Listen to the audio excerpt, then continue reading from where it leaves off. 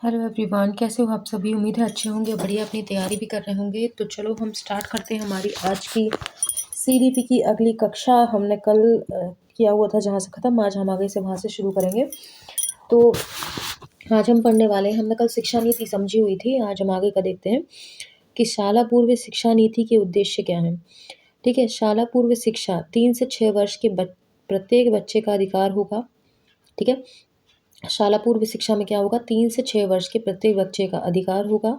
शाला पूर्व शिक्षा की व्यापक एवं सार्वभौमिक पहुंच निश्चित करना इसका उद्देश्य होगा। पर्याप्त संसाधनों की उपलब्धता सुनिश्चित करना भी इसका उद्देश्य होगा।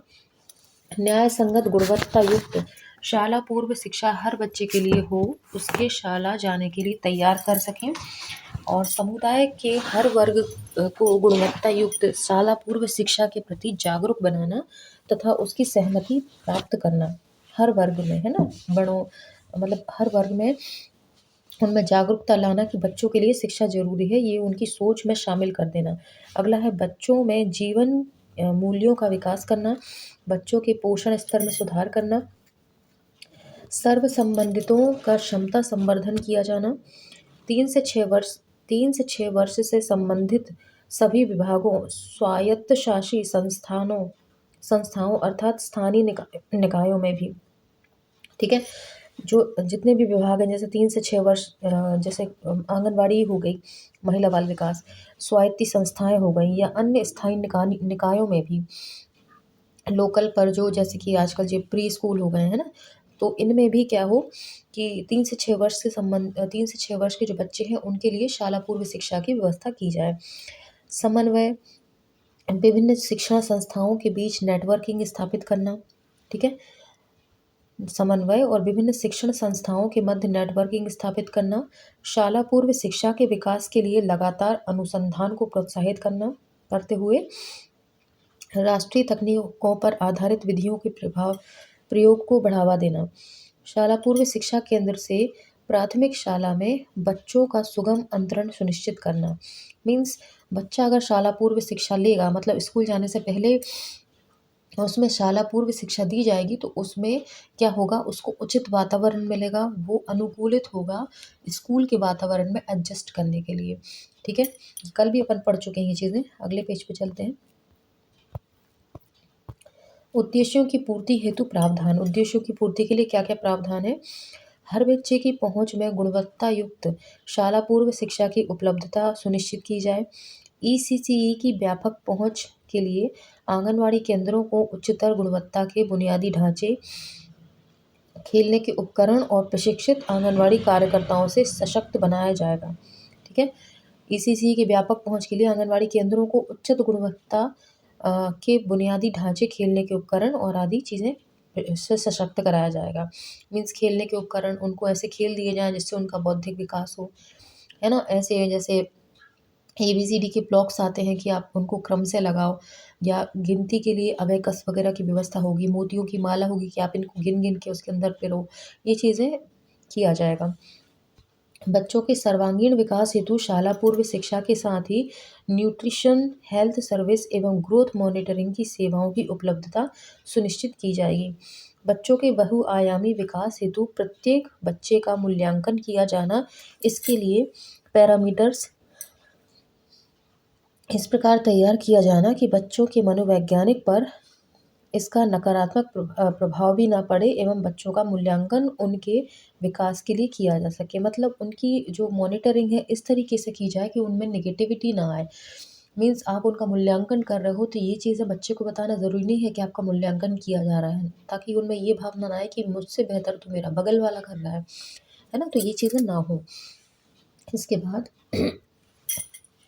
इस हेतु बच्चों की डेवलपमेंट चेकलिस्ट, पोर्टफोलियो तैयार किया जाएगा और इसे बच्चों के पालकों के साथ साझा किया जाएगा एवं मूल्यांकन रिपोर्ट का प्रदर्शन अन्य बच्चों एवं अन्य बच्चों के माता पिता के समक्ष सार्वजनिक रूप से कदापि नहीं किया जाएगा। जो भी आप रिपोर्ट पेरेंट्स को देंगे वो बच्चों के सामने नहीं दी जाएगी और अन्य पेरेंट्स के सामने भी नहीं दी जाएगी, ताकि उनके माध्यम से भी ये रिपोर्ट बच्चे तक ना पहुँचे कि आप जो है प्रोग्रेस ठीक से नहीं कर रहे हैं। ठीक है, आगे है आंगनवाड़ी केंद्रों समस्त अशासकीय शाला पूर्व शिक्षा केंद्रों को अब ईसीसी केंद्र, नर्सरी केंद्र आदि के नाम से जाना जा सकेगा। ठीक है, अभी तक आंगनवाड़ी केंद्र को आंगनवाड़ी केंद्र बनाया जा रहा था, समझा जा रहा था। लोगों को ये पता था कि इन यहाँ पे सिर्फ दलिया खिचड़ी मिलता है, लेकिन अब इनको ईसीसी केंद्र के नाम से जाना जाएगा। ठीक है, बाल संस्कार केंद्र शिशु विकास बच्चों को प्राथमिक शाला में प्रवेश के लिए तैयार करने हेतु योग्य एवं अनुभवी शिक्षकों का प्रावधान किया जाएगा। शाला पूर्व शिक्षा से वंचित, इसके लिए अगले पेज पे चलते हैं, खत्म हो गया ये पेज।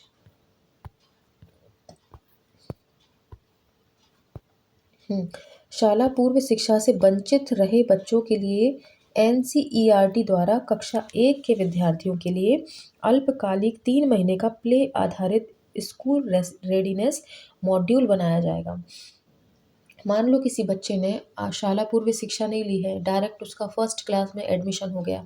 अब बच्चे को कुछ समझ नहीं आ रहा है, क्या छोटा होता है, क्या बड़ा होता है, क्या एबी होता है, क्या सीडी होता है, कुछ नहीं पता उसको। तो उसके लिए फिर क्या करा जाएगा, 3 साल का एनसीईआरटी के द्वारा कक्षा 1 के विद्यार्थियों के लिए 3 महीने का एक प्ले आधारित स्कूल रेडीनेस मॉड्यूल बनाया जाएगा। डायरेक्ट उसको पहली क्लास में नहीं भेजा जाएगा, शॉर्ट टाइम के लिए 3 महीने के लिए प्ले स्कूल टाइप में एक उसका क्या बनाया जाएगा, रेडीनेस मॉड्यूल बनाया जाएगा। ईसीसीए को चरणबद्ध तरीके से आदिवासी बाहुल्य क्षेत्रों की आश्रमशालाओं में भी शुरू किया जाएगा। बच्चों के लिए ऐसे खेल संसाधन उपलब्ध कराना जो इसके शारीरिक, सामाजिक, संवेदनशील, पारस्परिक दृष्टिकोण तथा भाषा विकास में सहयोगी हों। ठीक है, बच्चों को भय मुक्त एवं उपयुक्त वातावरण उपलब्ध कराने के लिए शारीरिक और मानसिक दंड पर प्रतिबंध का प्रावधान है। शारीरिक और मानसिक आप उन्हें दंड नहीं दे सकते।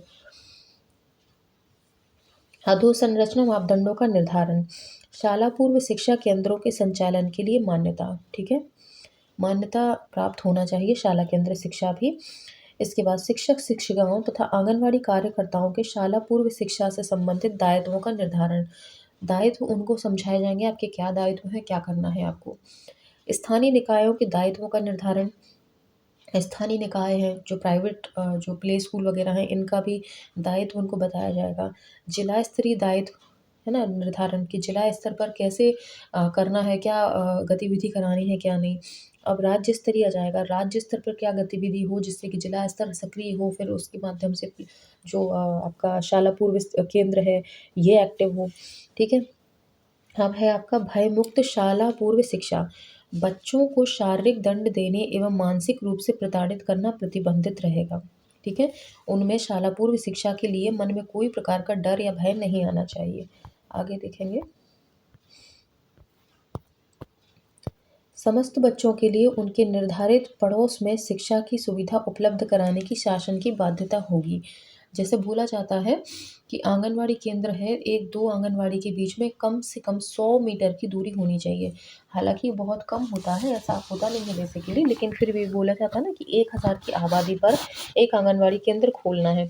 तो 1000 की आबादी पर अगर एक आंगनवाड़ी केंद्र खुल रहा है, यानी वो एरिया आसपास ही होगा, इतनी तो जनसंख्या रहती है ना आसपास की। तो इस तरीके से अपन उसको लेकर चलेंगे कि बच्चा जो है आंगनवाड़ी केंद्र तक पहुंच उसकी सुलभ हो।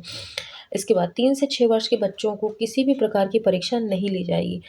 आपको सिर्फ शिक्षा देना है, उनसे कोई एग्ज़ाम नहीं लेना है। आगे, बच्चों के अभिभावकों के लिए बच्चों के साथ घर में किए जाने वाले व्यवहार, उनकी मनोवैज्ञानिक आवश्यकताओं इत्यादि को समझने हेतु विशेषज्ञों से जागरूकता शिविर आयोजित कराए जाएंगे। ठीक है,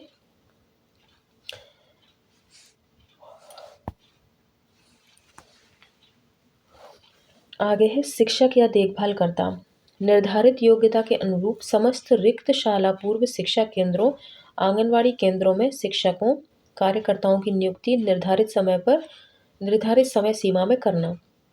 ठीक है, उनकी क्या है, नियुक्ति निर्धारित समय सीमा में होना चाहिए, रिक्त पद नहीं होने चाहिए, ताकि जो व्यवस्था है वो गड़बड़ ना हो। इसके बाद अप्रशिक्षित शाला पूर्व शिक्षकों, आंगनवाड़ी कार्यकर्ताओं के प्रशिक्षण किए जाएं। आंगनवाड़ी कार्यकर्ता अगर ज़्यादा एजुकेटेड, वैसे तो एजुकेटेड ही आजकल आती हैं, मान लो अगर उनमें कुछ प्रॉब्लम है, वो चीज़ें इस चीज़ के लिए प्रशिक्षित नहीं है, तो सबसे पहले उन्हें प्रशिक्षित किया जाए। कभी कभी होता है ना कि देखो कोई ज्ञान तो ज़्यादा एक्स्ट्रा चाहिए नहीं उसके लिए, है ना, सिर्फ बेसिक आना चाहिए आपको, छोटा बड़ा ABCD, है ना, 1 2 3, ये चीज़ें आनी चाहिए। लेकिन मेन पॉइंट क्या है कि आपको समझाने का तरीका, जैसे टीचर्स कई होते हैं, लेकिन ऐसा होता होगा कि कोई एक टीचर होता है जिसकी बात आपको तुरंत समझ में आती है, और कई टीचर ऐसे होते हैं कि वो समझा समझा के पागल हो जाएंगे, लेकिन आपको समझ में नहीं आएगा क्योंकि उनका तरीका जो है आपको समझ में नहीं आता। तो वो तरीका भर उनको सिखाया जाएगा कि आपको किस तरीके से बच्चे को समझाना है। ठीक है, तो ये चीज़ें होती हैं। आगे है शाला पूर्व शिक्षकों आंगनवाड़ी कार्यकर्ताओं की सेवा शर्तों का निर्धारण किया जाना। ठीक है, उनकी सेवा शर्तों का क्या सेवा है आपकी, उनका निर्धारण किया जाएगा। ठीक है, आगे है शाला पूर्व शिक्षा केंद्रों का संचालन हेतु मान्यता। अब मान्यता कैसी होती है देखिए, प्रदेश के समस्त निजी और शासकीय शाला पूर्व शिक्षा केंद्रों तथा play school, pre primary school, preparatory classes, nursery school आदि इत्यादि को मान्यता प्रदान करने हेतु महिला एवं बाल विकास विभाग नोडल विभाग द्वारा होगा। नोडल विभाग महिला एवं बाल विकास के नोडल विभाग द्वारा होगा। इस हेतु महिला एवं बाल विकास मान्यता प्रदान करने के हेतु नियम शर्तें आदि निर्धारित कर सकेगा। क्वेश्चन बन सकता है कि शाला पूर्व शिक्षा के लिए मान्यता कहाँ से प्रदान की जाती है, तो महिला एवं बाल विकास के नोडल विभाग के द्वारा। ओके, सभी निजी शासकीय शाला पूर्व शिक्षा केंद्रों का संचालन शासन द्वारा निर्धारित मानदंडों के आधार पर किया जा सकेगा। बिना मान्यता के अथवा मान्यता निरस्त होने के बाद संचालन पर दंड का प्रावधान किया जाएगा। ओके, आगे चलें।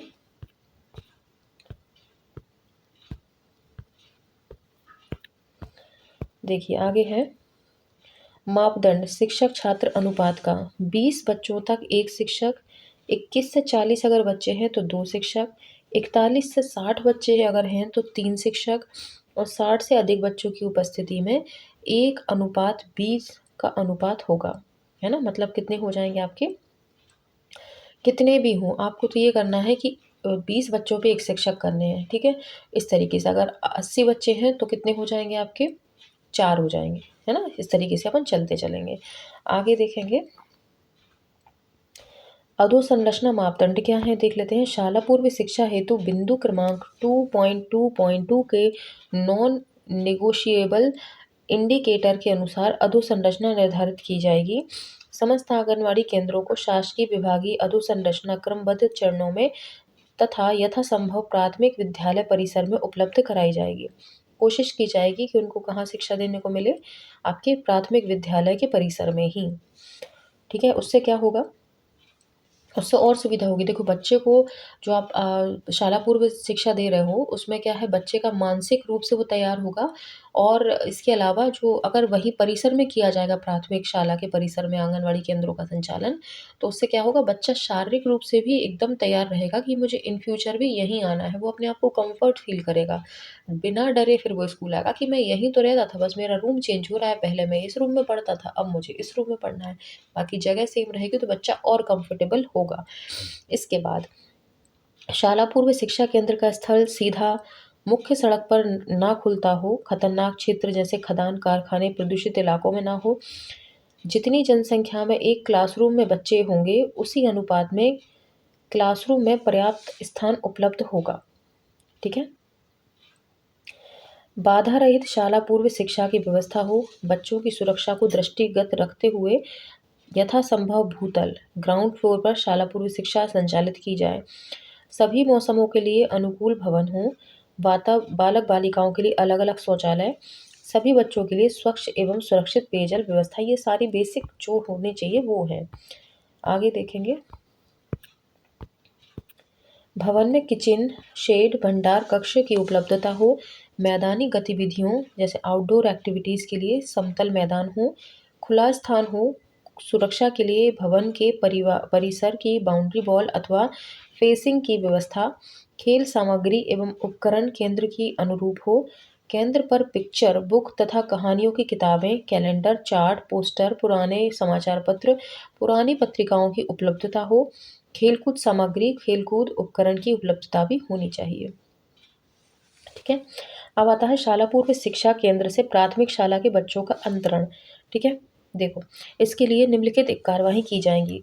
आंगनवाड़ी केंद्र के बच्चों को प्राथमिक शाला के बच्चों से मिलवाना, ठीक है, ताकि वो आपस में समझें, एक दूसरे से अपने एक्सपीरियंसेस शेयर करें। शाला आंगनवाड़ी केंद्र को शाला परिसरों समूहों में पूरी तरह एकीकृत किया जाएगा। आंगनवाड़ी केंद्रों के बच्चों एवं माता पिता एवं आंगनवाड़ी कार्यकर्ता को प्राथमिक शाला के विभिन्न कार्यक्रमों में भाग लेने के लिए आमंत्रित किया जाएगा। ठीक है। आंगनवाड़ी केंद्र के जो बच्चे हैं एवं माता पिता हैं उनके एवं आंगनवाड़ी कार्यकर्ता को प्राथमिक शाला के विभिन्न कार्यक्रम हैं, जैसे प्राथमिक शाला है कक्षा 1 से 5 तक, इसमें कोई कार्यक्रम होता है, जैसे 15 अगस्त ही हो रहा है, 26 जनवरी मना रहे हैं या अन्य कोई कार्यक्रम है, तो वहाँ जो गतिविधि हो रही है इसमें आंगनवाड़ी केंद्र के बच्चों को भी अगर ले जाया जाएगा तो क्या होगा उससे, और उसको अपने आप को इसी विद्यालय का पाठ वो पहले से ही समझना शुरू कर देगा। आगे है, बच्चों के स्वास्थ्य की निगरानी, जांच, परीक्षण को अन्य पूर्व प्राथमिक शालाओं में भी उपलब्ध कराया जाए। ओके, अगले पेज पे चलते हैं। देखिए, नीति के प्रमुख मुख्य क्षेत्र क्या हैं। देखो, समतापूर्ण और समावेशन सहित व्यापक पहुंच, समस्त बच्चों की पहुंच में शाला पूर्व शिक्षा की उपलब्धता सुनिश्चित करना शासन का दायित्व होगा। किसी भी स्थान पर जहां 150 की जनसंख्या तथा 3 से 6 वर्ष के बच्चे 10 या उससे अधिक बच्चे होंगे, वहां शाला पूर्व शिक्षा सुविधा उपलब्ध कराई जाएगी। अगर 10 या उससे अधिक बच्चे हैं तो बिल्कुल वहां पे उपलब्ध कराया जाएगा, जनसंख्या 150 तक हो वहां पे। आगे देखेंगे, यदि कोई बच्चा अपने अभिभावकों के साथ 150 से कम आबादी वाले अथवा 3 से 6 वर्ष के बच्चों की संख्या 10 से कम संख्या वाले क्षेत्र में निवास करता है तो उसकी पहुंच में शाला पूर्व शिक्षा उपलब्ध कराने हेतु व्यवस्था की जाएगी। अगर 10 से भी कम है तो भी वहां पर की जाएगी शाला पूर्व शिक्षा की व्यवस्था। यदि यह दूरी अधिकतम 500 से 750 मीटर अर्थात आधा से 1/3 किलोमीटर तक अधिक की नहीं होनी चाहिए, है ना। या तो आधा किलोमीटर हो या उससे थोड़ी सी ज़्यादा हो, लेकिन ज़्यादा नहीं होनी चाहिए, उससे ज़्यादा ना हो, है ना। इसके बाद यह सुविधा उन्हीं क्षेत्रों में उपलब्ध कराई जाएगी जहां अभिभावक के निवास तथा शाला पूर्व शिक्षा केंद्र के मध्य दुर्गम रास्ते जिसमें नदी, नाले एवं पहाड़ आदि नहीं आते हों। अगर ये चीज़ें हैं तो फिर नहीं हो पाएगा। आगे है, इस नीति के अनुसार ईसीसी हेतु सार्वभौमिक पहुंच बनाना महत्वपूर्ण लक्ष्य है। ठीक है, सार्वभौमिक पहुंच बनाना जहां से कोई भी आ जा सके, ये महत्वपूर्ण लक्ष्य है। आगे देखेंगे, ऐसे क्षेत्र एवं जिले जो कि सामाजिक आर्थिक रूप से पिछड़े हैं उन पर विशेष ध्यान एवं प्राथमिकता देनी होगी। ईसीसी की व्यापक पहुंच के लिए आंगनवाड़ी केंद्रों को उच्चतर गुणवत्ता की बुनियादी ढांचे, खेलने के उपकरण और प्रशिक्षित आंगनवाड़ी कार्यकर्ताओं को सशक्त बनाया जाएगा। दिव्यांग बच्चों को शाला पूर्व शिक्षा केंद्र में प्रवेश से वंचित नहीं किया जाएगा। ठीक है, शाला पूर्व शिक्षा की समतापूर्ण पहुंच को सुनिश्चित किया जाएगा, इजीली जहाँ पे पहुंच सके, इक्वलिटी, बिना आप भेदभाव के उनको आने दिया जाए। आता है गुणवत्ता सुनिश्चित करना, बच्चों की आयु एवं आवश्यकता अनुसार रोचक पाठ्यक्रम का निर्माण किया जाएगा जो उसकी आवश्यकताओं में वृद्धि कर सके। शाला पूर्व शिक्षा के लिए तैयार किए गए पाठ्यक्रम अनुसार बच्चों को शाला पूर्व शिक्षा दी जाएगी। एनसीईआरटी द्वारा तैयार फ्रेमवर्क के अनुसार राज्य की आवश्यकताओं को ध्यान में रखते हुए पाठ्यक्रम स्कूल शिक्षा विभाग द्वारा तैयार किया जाएगा, जिसे महिला एवं बाल विकास विभाग की सहमति पश्चात लागू किया जाएगा। ओके, अगला है, यह पाठ्यक्रम इस तरह तैयार किया जाएगा जो बच्चों को स्कूल जाने के लिए तैयार करता हो। ईसीसी के तहत 3 से 6 वर्ष के बच्चों को कोई प्रतियोगिता, प्रतिस्पर्धाएं आदि आयोजित नहीं की जाएंगी। इसके स्थान पर स्पोर्ट मेला, रचनात्मक मेला आयोजित किए जाएंगे। पाठ्यक्रम बाल केंद्रित गतिविधि पर आधारित होगा जिससे बच्चों को खेलकूद में शिक्षा दी जा सके। नेक्स्ट है, हाँ, पाठ्यक्रम का माध्यम मातृभाषा, स्थानीय भाषा, बहुभाषा में सहज एवं सरल होना चाहिए। पाठ्यचर्या और शिक्षण शास्त्र को एक मजबूत भारतीय और स्थानीय संदर्भ में पुष्टि देने की दृष्टि से पुनर्गठित किया जाएगा। ओके। पाठ्यचर्या और शिक्षण शास्त्र को एक मजबूत भारतीय और स्थानीय संदर्भ में देखने की पुष्टि हेतु पुनर्गठित किया जाएगा। इसके बाद पाठ्यक्रम लेखन पूर्व अभ्यास एवं पढ़ने से पूर्व का अभ्यास पर आधारित हो। ठीक है। इसके बाद है बच्चों के सीखने की गति पर सतत एवं सघन निगरानी रखी जाए। किस स्पीड में बच्चा सीख रहा है इसका ध्यान रखा जाए। बच्चों की आयु एवं आवश्यकता अनुसार रोचक पाठ्यक्रम का निर्माण करना जो उसकी क्षमताओं में विकास या वृद्धि कर सके। ठीक है। रोचक पाठ्यक्रम हो जिसमें चित्र हो, लिखने के साथ साथ लिखा हुआ हो, साथ ही साथ चित्र हो, तो बच्चा और अच्छे से पढ़ेगा उसको। प्रशिक्षित शिक्षकों की देखरेख एवं सुरक्षा पहलुओं पर का उचित ध्यान रखकर साथ ही छात्रों के लिए पीयर ट्यूटरिंग को एक स्वैच्छिक और आनंदपूर्ण गतिविधियों के रूप में किया जाए। मतलब साथ ही वातावरण बच्चों को खुद से सॉल्व करने दीजिए, ग्रुप बना दीजिए कि बच्चों आपस में कोई प्रॉब्लम है, कोई समझ नहीं आ रहा है तो आपस में ही डिस्कस करके उसको सॉल्व करो, ग्रुप स्टडी जैसे बोलेंगे। ठीक है। अगला है पाठ्यक्रम सर्वांगीण विकास पर आधारित हो ताकि शारीरिक तथा मानसिक रूप से बोझिल ना हो। शारीरिक विकास भी हो, मानसिक विकास भी हो, ऐसा उसका पाठ्यक्रम हो। 3 से 6 वर्ष के बच्चों के लिए राष्ट्रीय तथा अंतर्राष्ट्रीय मानकों के आधार पर पाठ्यक्रम तैयार किया जा सकता है, किंतु इसमें आयु के अनुसार बच्चे सीखने विकास स्तर के परिणाम परिभाषित होने चाहिए। अगले पेज पर चलेंगे। निर्धारित अधिकतम दक्षता से अधिक पाठ्यक्रम बच्चों के कोर्स में सम्मिलित नहीं किए जाएं। ठीक है। जितनी बच्चे की कैपेसिटी है उतना ही पाठ्यक्रम हो, ना कि ज़रूरत से ज़्यादा हो। इसके बाद निर्धारित पाठ्यचर्या का उल्लंघन करने वाली संस्थाओं के विरुद्ध बाल संरक्षण अधिनियम 2005 के तहत दंडात्मक कार्रवाई की जा सकेगी। अगर कोई निर्धारित पाठ्यक्रम दिया है बच्चों के लिए और इससे आप क्षमता से अधिक बच्चे को दे रहे हो तो इसमें क्या है, इस एक्ट के तहत उस पर कार्रवाई की जाएगी। शाला पूर्व शिक्षा माह जुलाई से माह मार्च तक यानी 9 माह आयोजित की जाएगी। कब से कब तक? जुलाई से मार्च तक ये आयोजित की जाएगी। मई एवं जून में निम्नानुसार होगा, इसमें निम्नानुसार गतिविधियां आयोजित की जा सकेंगी। मई और जून में सबसे पहले आएगा समर कैंप आयोजित किए जाएंगे बच्चों के लिए स्वैच्छिक। ये स्वैच्छिक है, बच्चे आए तो आए, नहीं आए तो कोई बात नहीं। ठीक है। मार्च तक तो करना ही है, मार्च के बाद मई और जून में ये किए जाएंगे। अप्रैल कहाँ गया फिर, चलो कोई नहीं, अप्रैल मान लो, इसमें अप्रैल मई जून मान लो अपन, तो समर कैंप है ना। अब देखेंगे बच्चों को पूरक पोषण आहार का वितरण किया जाएगा। ठीक है। 5 से 6 वर्ष के बच्चों के लिए शाला जाने की तैयारी संबंधी गतिविधियां की जाएंगी।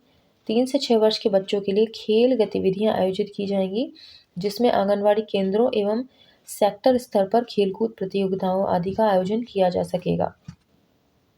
आंगनवाड़ी कार्यकर्ताओं के लिए प्रशिक्षण का आयोजन, स्कूल चले हम की तरह आंगनवाड़ी चले हम अभियान का आयोजन, बच्चों को शिशु विकास कार्ड एवं प्रमाण पत्र का वितरण, यानी बच्चों को शिशु विकास कार्ड भी दिया जाएगा और उनको प्रमाण पत्र भी दिया जाएगा। जो बच्चा रेगुलर आएगा उसको नंबरिंग के हिसाब से।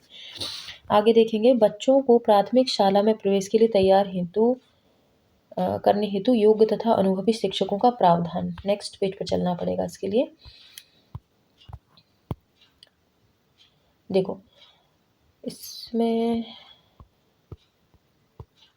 हाँ प्रावधान बच्चों को गुणवत्ता युक्त शाला पूर्व शिक्षा उपलब्ध कराने हेतु शिक्षक शिक्षिकाओं की योग्यताओं का निर्धारण किया जा सकेगा। बच्चों को गुणवत्ता युक्त शाला पूर्व शिक्षा उपलब्ध कराने हेतु प्रदेश के समस्त शाला पूर्व शिक्षा केंद्रों पर निर्धारित योग्यता के अनुरूप शिक्षकों की नियुक्ति की जाएगी। आंगनवाड़ी केंद्रों में ECCE के लिए आंगनवाड़ी कार्यकर्ताओं शिक्षकों को व्यावसायिक योग्यता विकसित करने हेतु NCERT द्वारा विकसित पाठ्यक्रम अनुसार प्रशिक्षण दिया जाएगा। 10+2 और उससे अधिक योग्यता वाले आंगनवाड़ी कार्यकर्ताओं को ECCE में 6 महीने का प्रमाण पत्र पाठ्यक्रम कराया जाएगा और कम शैक्षणिक योग्यता रखने वालों को 1 वर्ष का डिप्लोमा कार्यक्रम कराया जाएगा। इन कार्यक्रमों को डिजिटल दूरस्थ माध्यम से DTH चैनलों के साथ साथ स्मार्टफोन के माध्यम से चलाया जा सकेगा। ठीक है। अगला है गुणवत्ता युक्त शाला पूर्व शिक्षा का निर्धारण। जन्म प्रमाण पत्र एवं स्थानांतरण प्रमाण पत्र के आधार पर केंद्रों में प्रवेश दिया जाएगा। या तो जन्म प्रमाण पत्र या तो स्थानांतरण प्रमाण पत्र के आधार पर आंगनवाड़ी केंद्रों में प्रवेश मिलेगा। किंतु उक्त प्रमाण पत्रों के अभाव में किसी भी बच्चे को शाला पूर्व शिक्षा में प्रवेश से वंचित नहीं किया जा सकेगा। मालूम नहीं है जन्म प्रमाण पत्र, ट्रांसफर सर्टिफिकेट भी नहीं है, फिर तो क्या मना करेंगे? नहीं करेंगे, फिर भी उनको आने देंगे। शाला पूर्व शिक्षा प्रतिदिन 3 से 4 घंटे, माह में 21 दिन व वर्ष में 210 दिन निर्धारित पाठ्यक्रम के अनुसार आयोजित की जाएगी। ये स्क्रीनशॉट ले लेना। शाला पूर्व शिक्षा प्रतिदिन कितने? 3 से 4 घंटे, माह में 21 दिन और वर्ष में 210 दिन निर्धारित पाठ्यक्रम के अनुसार आयोजित की जाएगी। किसी भी स्थिति में प्रतिदिन 4 घंटे से अधिक बच्चों को शाला में नहीं रखा जाएगा, ये ध्यान रखना है। अगला है शिक्षक शिक्षिकाओं एवं मिनी आंगनवाड़ी कार्यकर्ताओं के लिए प्रतिदिन न्यूनतम 4 घंटे शाला पूर्व शिक्षा के लिए तथा 1 घंटा शाला पूर्व शिक्षा की तैयारियों के लिए अनिवार्य होगा। ओके, नेक्स्ट चलते हैं। हाँ, खेल सामग्री एवं उपकरण तथा प्री स्कूल किट की उपलब्धता अनिवार्य होगी। केंद्रों पर पिक्चर बुक तथा कहानियाँ, किताबों, कैलेंडर, चार्ट, पोस्ट, पुराने समाचार पत्र, पुरानी पत्रिकाओं आदि की उपलब्धता होनी चाहिए। स्कूल खेलकूद सामग्री एवं खेलकूद उपकरण बच्चों की आवश्यकताओं के अनुरूप हों। बच्चों के लिए ऐसे खेल संसाधन उपलब्ध कराना जो उनके शारीरिक, सामाजिक, संवेगात्मक, पारस्परिक दृष्टिकोण तथा भाषा विकास, सर्वांगीण विकास में सहयोगी हों। इसके बाद बच्चों के पोषण एवं स्वास्थ्य संबंधी सेवाओं की उपलब्धता सुनिश्चित की जाएगी। स्वास्थ्य के विकास की निगरानी और जांच निरीक्षण जो आंगनवाड़ी व्यवस्था में उपलब्ध है, उसे शाला पूर्व शिक्षण संस्थाओं के बच्चों को भी उपलब्ध कराया जाएगा। बच्चों को किसी प्रकार का गृह कार्य नहीं दिया जाएगा। किसी भी रूप में कोई प्रोजेक्ट वर्क अथवा प्रैक्टिस वर्कबुक इत्यादि गृह कार्य नहीं दिया जाएगा। बच्चों की व्यक्तिगत अभिरुचियों के अनुसार ही गतिविधियां शाला में ही कराई जाएं। ठीक है, अगला है बच्चों को शारीरिक और मानसिक दंड पर प्रतिबंध। देख लेते हैं नेक्स्ट पेज पर है क्या पूरा। ओहो, खत्म हो गया, ये हमारा एंड हो गया, तभी नहीं आगे खिसक रहा था। ठीक है, हमारी स्लाइड्स जो हैं, जो पिक्स हैं, वो ख़त्म हो चुकी हैं, यानी हमारी क्लास के अंतिम पड़ाव पर अपन पहुंच चुके हैं, ख़त्म भी कर चुके हैं। तो इसके आगे की क्लास हम कल लेंगे। ठीक है, और आप लोग इसी तरह से पढ़ते रहो भाई, प्रैक्टिस में लगे रहो। और आप लोगों के लिए जानकारी है कि हमारी लाइव क्लास अब रोज़ रात में 10 बजे आती है, जिसमें हम CDP का ही रिवीजन कर रहे हैं बहुत अच्छे तरीके से। यहाँ तो चल ही रहा है अपना, यहाँ अपन आगे बढ़ चुके हैं और वहाँ शुरू से हो रहा है, तो यहाँ चल ही रहा है आगे आगे, वहाँ से पीछे पीछे से फिर से अपन आ रहे हैं। तो उस क्लास को भी मिस मत करना, उसको भी अटेंड करो, डेली लाइव आ जाया करो 10 बजे। 10 से अभी 11:30 तक अपन करते हैं डेली क्लास, 1.5 घंटे की क्लास लेते हैं और बिना कोई डिस्टर्बेंस के, बिना कोई बातचीत के हम लोग वहाँ से क्लास लेते हैं और पढ़ते हैं। ठीक है, तो वहाँ जुड़ जाया करो। व्हाट्सएप ग्रुप अगर ज्वाइन नहीं किया है तो ज्वाइन कर लीजिए, वहाँ से आपको फ्री कंटेंट दिया जाएगा। और फ्री कंटेंट ग्रुप में पहुंचकर आपको लगे कि और अच्छी तैयारी करनी है तो आप पेड ग्रुप भी ज्वाइन कर सकते हो, जिसकी कीमत 199 है। और यहाँ पर आपको 300 क्वेश्चंस आपको डेली दिए जाते हैं, पोषण, प्रबंधन और आपके ये CDP के। तो आप यहाँ से भी जुड़ सकते हैं और अपनी तैयारी को एकदम मजबूत कर सकते हैं। ठीक है, तो अब हम आपसे मिलेंगे अगली वीडियो में, तब तक के लिए बाय।